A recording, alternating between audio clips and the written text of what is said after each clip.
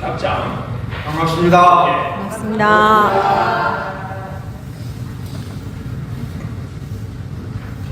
제가 경기 인천 영종도 하늘교당에 15일 날 떠나서 그날 15일 날 광주 수안교당에 하루 만에 천도를 받았습니다. 자산 조인석 교우님도 천도를 잘 받으셨겠죠? 우아교당에서 지금 법설을 나르실 것으로 생각이 듭니다. 떠나신 분이 바로 일주일 전인데 아른아른하니 서운한 마음이 지금도 있으시죠? 네. 없다고 하면 아니라고 하실 것도 없습니다. 우리 하늘교당 교도님들도 아쉬워서 그 잔정이 아직도 머물고 있습니다.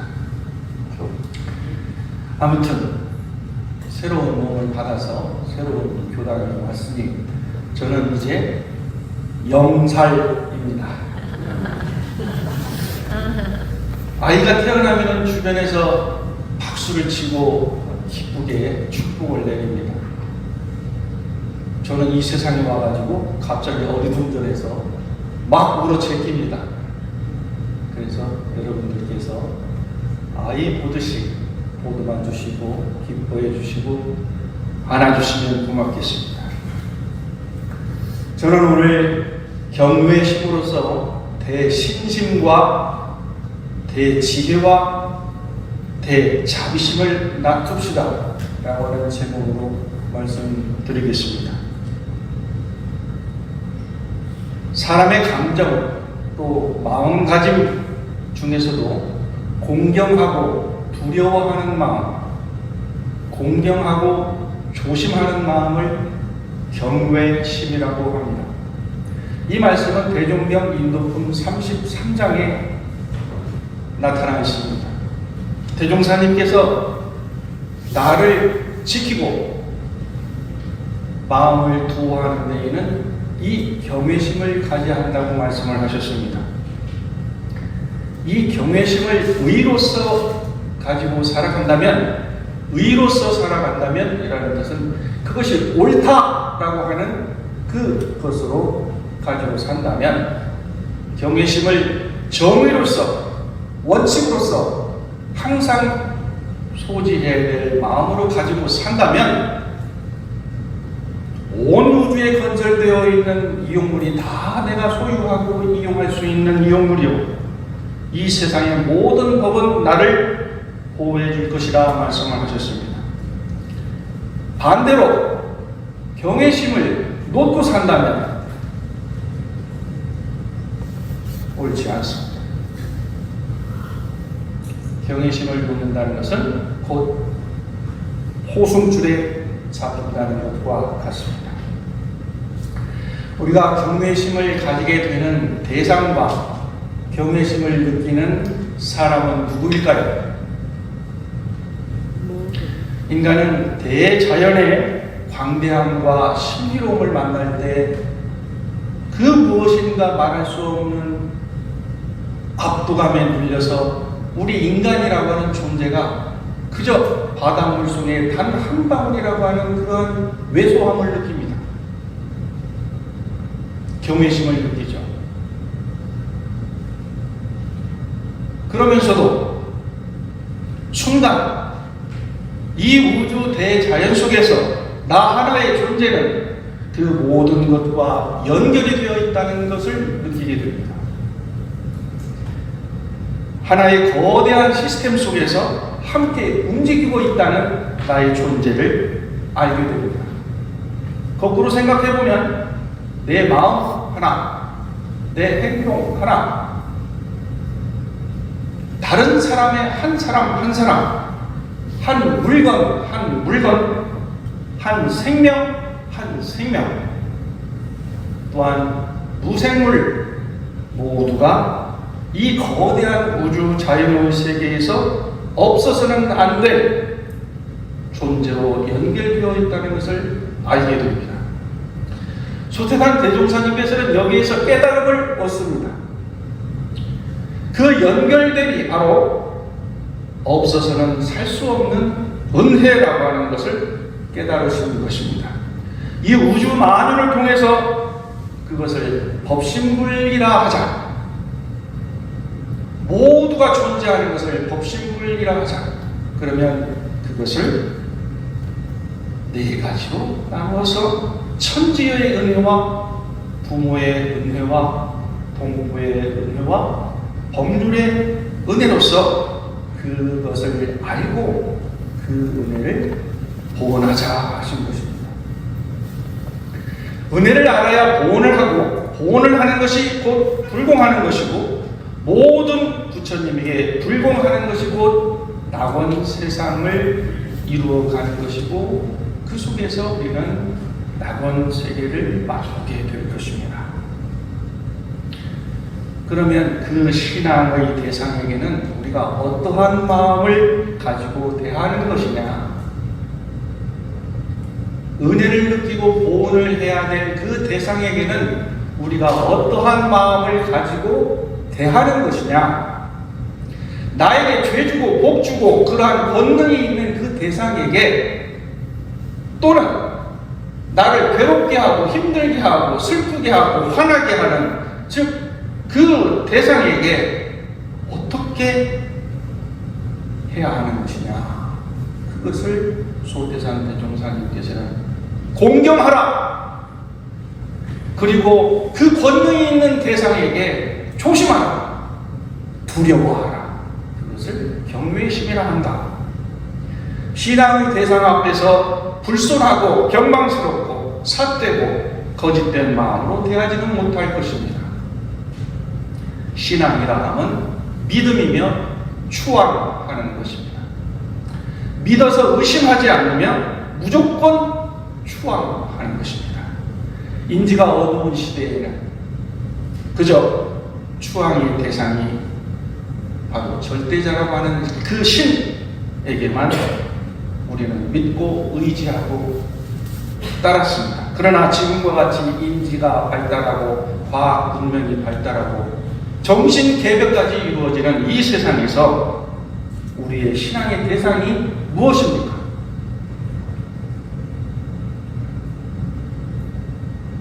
바로 나이며 여러분이십니다. 우리가 믿고 의지하고 추앙해야 할 대상은 바로 나이고 여러분이십니다. 바로 내 옆에 계시는, 내 뒤 앞에 계시는 여러분들이십니다. 오늘 제가 이 경외심으로서 대신심을 세우고 대지혜를 깨닫고 자비를 실행하자는 말씀으로 수학공단이 부임한 기념으로 첫 법회를 맞이합니다. 첫째는 대신심이라는 것은 곧 나 자신을 부처로 믿는 것입니다. 서가모니 부처님께서 깨어나서 7발을 걸으셨습니다. 위로 하늘을 우러러보고 밑으로는 땅을 내려다보고 나 자신을 깨닫습니다. 내가 천상천하에 가장 존귀한 존재이구나. 천상천하 유아 독존이라 외치셨습니다. 모든 불법을 닦은 선지자들은 즉심식을 마음이 곧 부처라 하셨습니다. 소태산 대종사님께서는 우주 만유의 법신불 이론상의 진리는 제불, 조사, 모든 부처님과 조사, 그리고 범부 중생의 성품이라 하셨습니다. 우리의 성품이 곧 이론의 진리이고 우리의 성품이 곧 부처라고 소태산 대종사님께서는 말씀하셨습니다. 여기에서 우리는 믿음이 이해가 되지 않을 수 있습니다. 의심하거나 확신이 안 될 수 있습니다. 내가 부처야? 내 성품이 뭐지? 난 모르겠는데, 확신이 안 나는데. 제가 어느 날 엘리베이터에서 어머니 손을 잡고 있는 어린 아이를 보고 이렇게 말했습니다. 야, 너는 참 훌륭한 사람이 되겠구나. 그랬어요. 그랬더니 이 어린아이가 고개를 푹 숙이고는 어째서 그 아이는 네, 저는 훌륭한 사람이에요. 반드시 훌륭한 사람이 될 거예요. 라고 왜 대답을 하지 않았을까요? 청년도 마찬가지였습니다. 그 청년이 저에게 이런 말을 합니다. 저하고 친한 선배는 스펙이 너무 좋습니다. 여건도 너무 좋아서 잘 나갑니다. 근데 저는 스펙이 너무 없습니다. 항상 갈등하고 조바심이 나고 불안해서 어떻게 해야 될지 모르겠다고 합니다. 내 자신이 부처임을 믿는다고 하는 것은 나의 스펙이 문제가 아닙니다. 내가 무엇을 잘하고 못하고 하는 것이 나의 부처임을 믿는 데는 아무런 관계가 없습니다. 바로 내 자신감, 나의 존재감, 나의 자존감이 드높다라고 하는 것을 믿는 것이 바로 자기 자신이 부처님을 믿는다는 것입니다. 자, 여러분들께서는 나 자신을, 여러분 자신을 100점 만점에서 몇 점까지 주시겠습니까?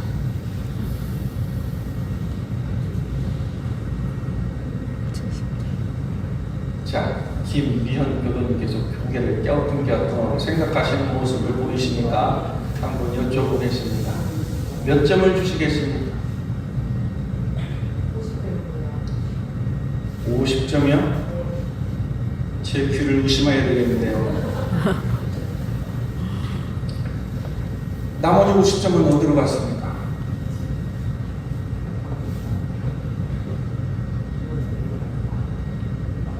김미연 교수님께서는 100점이십니다. 제가 인정해서 100점이 아니라 내 스스로가 나는 100점이야 라고 하는 믿음이 있어야 합니다. 나는 무엇이 안 돼, 무엇이 모자라, 무엇을 못해 가 아니라 나는 본래 존귀한 사람이라고 하는, 나는 본래 훌륭한 사람이라고 하는, 나도 갈고 닦고 하면 부처와 같은 훌륭한 인격을 이룰 수 있으며 그러한 존재와 함께 나는 행복한 생활을 살 수 있는 존재라고 하는 것을 우리는 믿어야 됩니다.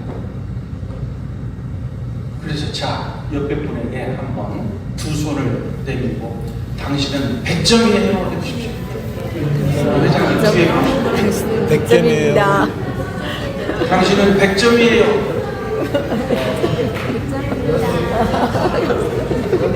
100점이세요, 100점. 100점입니다.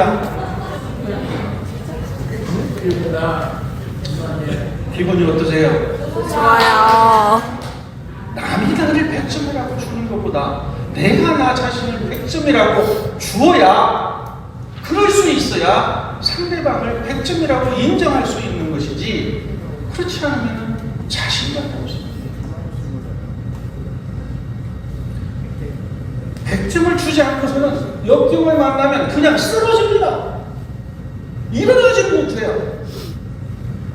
나는 모자라니까, 힘이 없으니까, 그렇게 생각하니까. 인간이 또한 대자연 말고 가장 경외심을 느끼는 대상이 무엇이냐면은 역경을 딛고 일어선 그 인간을 볼 때에, 그 사람을 볼 때 경외심을 느낀다고 합니다. 우리에게 어떠한 고난과 불행이 닥쳐온다 해도 그것을 극복할 수 있는 초월적인 존재, 그 힘이 내게 되어 있다는 것을 우리가 확인하는 것입니다. 우리가 지극히 존귀한 존재라고 하는 것을 확인하는 것입니다. 자존감을 회복하는 것입니다. 나 자신을 존귀하게 여기지 않는 사람은 다른 사람을 존귀하게 할 수가 없습니다.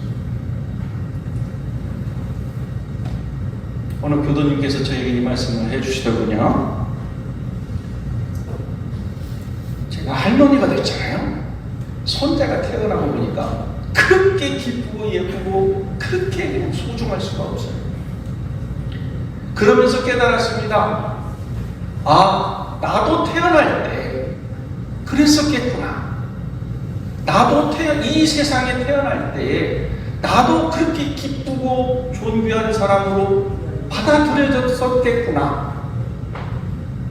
자, 그렇다면 내가 지금 미워하는 그 사람, 원망하는 그 사람도 바로 이 세상에서 존귀하고 찬탄을 받으며 박수를 받으며 태어난 아주 귀한 존재였다라고 하는 것을 깨달았을 것입니다.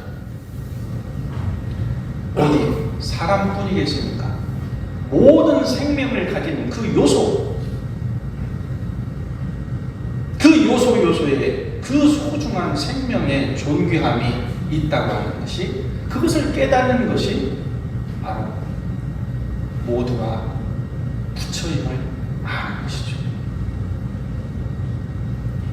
이론의 진리를 깨달으면 재불 조사와 범부 중생의 성품인 줄을 알는다 하셨으니 염려해 주시기 바랍니다.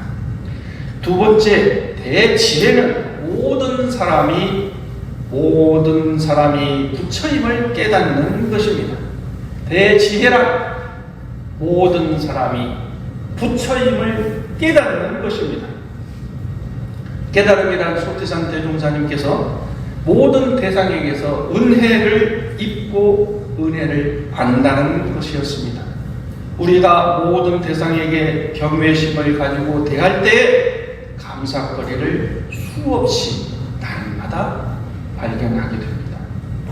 저는 수안교당에 와서 하루 저녁에 5가지씩 감사거리를 일기로 기재했습니다. 궁금하시죠? 그 얘기는 다음에. 그 중에 하나만 공개해드리자면, 저는 이 앞에 계시는 이 도훈 교무님을 정말 부처님으로 모시겠습니다. 이 도훈 교무님이 계셔서 제가 너무 행복합니다. 너무 능력이 있고 똑똑하고 ROTC 출신이라네요. 그 어려운 기숙사 생활에서 남들보다 2배 갑절 더 노력을 하지 않으면 업물교학과 기숙사 생활 속에서 ROTC 훈련을 받고 장교로 임관한다는 것은 크게 어렵네요. 이렇게 멋지고 부드럽고 잘 나가는 우리 이동훈 교무님이 그냥 있어진 게 아니겠죠. 저는 이 교무님이 1년 전에 계셔서 저를 이렇게 따뜻하고 자세하게 편안하게 저를 대해줄 수 있는 이 고마움, 앞으로 이 도훈 교무님과 저는 이 도훈 교무님의 수원교당 생활 제2기를 시작합니다. 축복해 주십시오.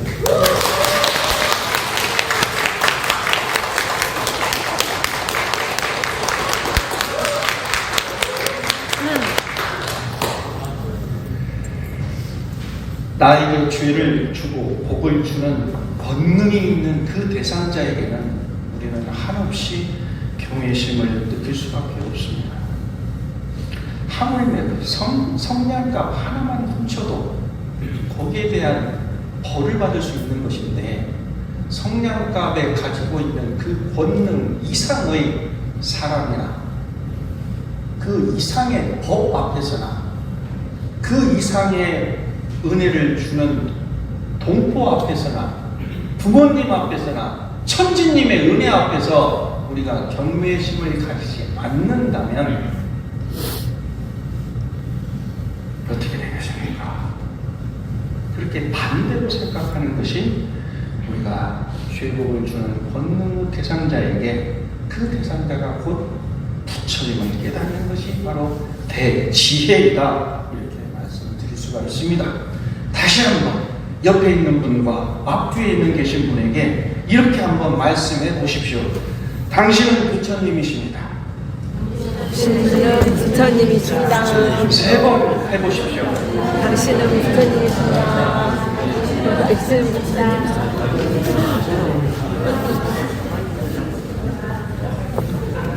기분 좋죠? 아무리 친한 교도 사이라도, 아무리 친한 법동지라도 또는 부모 자녀 사이라도 부부지간이라도 형제 자매라도 직장에서 선배 후배 동료 사이라도 경외심을 가지고 대하느냐 경외심을 가지지 않고 대하느냐에 따라서 나에게 돌아오는 것은 확연하게 다릅니다. 오늘은 부부 사이의 경외심에 대한 말씀만 올려보겠습니다. 분자의 도리는 부부에서 비롯된다고 했습니다. 부부 사이에는 서로 손님을 대하듯 대하라고 했습니다. 손님처럼 어떻게? 저는 아침에 일어나면 아침에 저희 정토에게 잘 주무셨습니까? 서로 합장 인사를 합니다. 정토가 직장에 나가고 출근할 때 졸졸졸 따라 나가서 문을 열어주면서 안녕히 잘 다녀오십시오. 띵동하고 문소리가 나면은 제가 얼른 나가서 어서 오세요. 수고 많으셨습니다. 하고 인사를 합니다. 대산종사님의 부부의 도 법문에는 부부간에 서로 오래갈수록 공경심을 잃지 말고 신용을 잃지 말라고 하셨습니다. 무슨 고리타분한 옛 말씀을 가지고 부부 사이에 그렇게 지랄을 말입니까? 그게 되나요? 그러나 생각해 보십시오. 부부 사이가 점점 멀어지고 가정에 위기가 오고 파탄이 온 그 원인을 조용히 되돌아보십시오. 살펴보십시오. 아직도 그 사람 때문이야. 내가 당신을 잘못 만났다는 이 운명 때문이야. 아니, 그건 아니야. 적어도 50% 반절은 당신 책임이야. 라고 하는 등등의 이유를 댈 수가 있습니다. 나는 잘못이 없어. 다 당신 탓이야. 내가 혼자 잘못했어. 제가 어제 오후에 교당 앞에 도로에 얼음판을 삽으로 깨면서 하는 가지 감각 강상이 있었습니다. 수안교당에 부임을 하고 보니까 우리 수안교당의 특징이 있죠.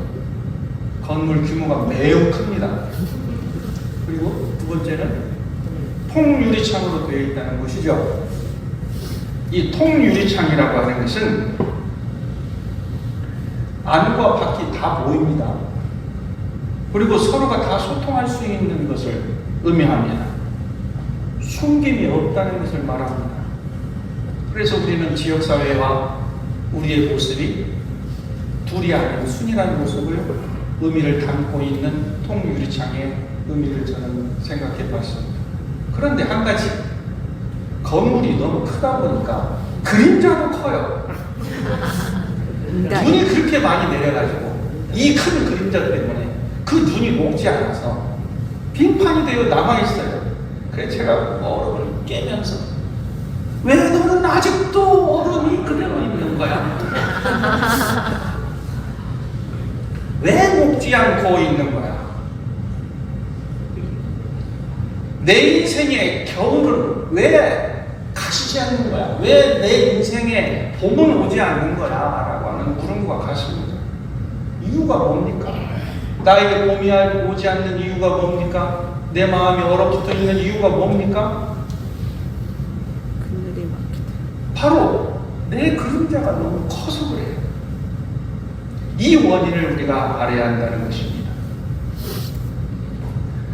불지품 3장의 말씀에는 부처님의 대자 대비는 저 태양보다 다섯고 밝은 힘이 있어서 중생의 어리석은 마음이 녹아서 자비로운 마음으로 변하면 인색하고 탐내는 마음이 녹아서 회시하는 마음으로 변하며 사상의 차별심이 녹아서 원만한 마음으로 변하여 그 위력과 광명이 그 무엇으로 가히 비유할 수 없나냐. 대자 대비는 항상 이렇게 비춰주고 따스하시네. 왜 나의 나의 마음은 어둡고 차가울까? 그것은 내 마음의 그림자 때문이라고 하는 것을 우리는 알아야 할 것 같습니다. 내 업장이고 내 타신이 그 누구를 원망하고 미워할 것이 있겠습니까? 자, 상대를 행복하게 하는 일, 그것은 바로 내가 행복해지는 것입니다. 내 자식을 행복하게 하는 것은 내가 행복해지는 것입니다. 내 안에 있는 지혜와 덕망을 마음껏 누리고 기쁨으로 간직할 때 상대에게도 줄 수가 있는 것입니다.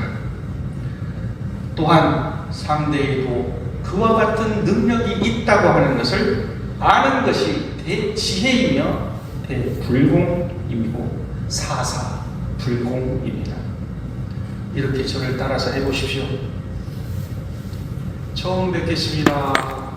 처음 뵙겠습니다. 당신은 나이고 당신은 나이고 최고입니다. 최고입니다. 처음 뵙겠습니다. 처음 뵙겠습니다. 당신은 나이고 당신은 나이고 최고입니다. 최고입니다. 세 번째로 경외심으로서 대자비심을 발휘합시다. 자신이 부처임을 믿고 상대가 부처임을 깨닫게 되면 자연히 대자비심이 나오게 됩니다. 대자비심이 어떻게 나오는가? 그 과정을 한강의 시 괜찮아 라고 하는 것을 인용해 보겠습니다. 괜찮아. 한강. 태어나 2달이 되었을 때 아이는 저녁마다 울었다. 배고파서도 아니고 어디가 아파서도 아니고 아무 이유도 없이 해 진력부터 밤까지 꼬박 3시간. 거품 같은 아이가 꺼져버릴까봐 나는 2 팔로 껴안고 집안을 수없이 돌며 물었다. 왜 그래? 왜 그래? 왜 그래? 내 눈물이 떨어져 아이의 눈물에 섞이기도 했다. 그러던 어느 날 문득 말해왔다. 누가 가르쳐준 것도 아닌데 괜찮아, 괜찮아, 괜찮아. 거짓말처럼 아이의 울음이 그치진 않았지만 누그러진 건 오히려 내 울음이었지만 다만 우연의 일치였겠지만 며칠 뒤 아이는 저녁 울음을 멈췄다.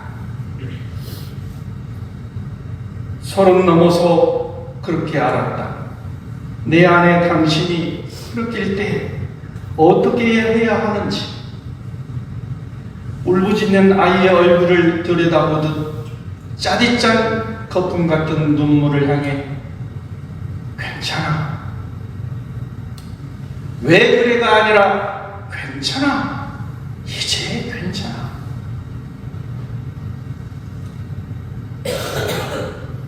우리가 가지는 갈등, 미혹은 너가 나같지 않다는 분노에서 시작합니다. 나의 생각이 너와 다르다는 그 차이 때문에 결별하려고 합니다. 내 뜻대로 하지 않는다고 강요까지 합니다. 너와 나의 평화는 왜 그래라고 다그쳐서 묻는 데서 오는 것이 아닙니다.